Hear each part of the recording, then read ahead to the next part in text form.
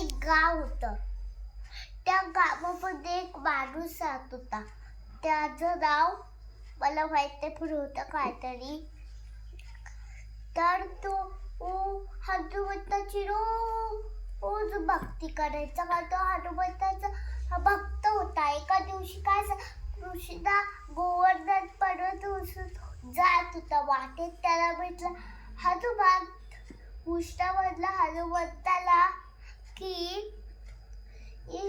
तू थोडं तुझ्याकडे शक्ती आणि माझ्या जास्त. हनुमंत माझं काय जास्त, तुझ्याकडे कमी. असं करून त्यांचं भांडण झालं.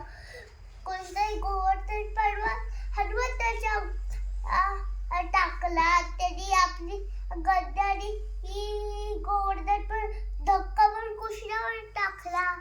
मग त्याने तो खूप थकला. तो बोलला की हा बोलला नाही म्हणजे त्याने विचार केला की हा माझ्या पुन्हा गोवर्धन पर्वतच टाकतोय. म्हणून त्याने एक युक्ती ठरवली.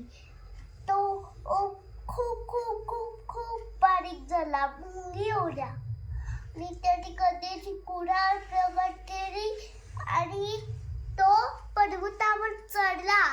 आणि तो पर्वत खोदून खोदून खोदून त्याने तो पर्वत फोडला अख्खा. म्हणून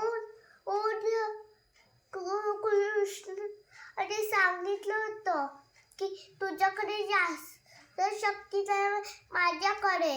तर हनुमंत हनुमंताचं आणि कृष्णाचं खोटं होतं. म्हणून तो माणूस हनुमंत मारत होता ना. पण जास्त शक्ती हनुमंताकडे आणि कमी शक्ती कृष्णाकडे. गोष्ट संपली.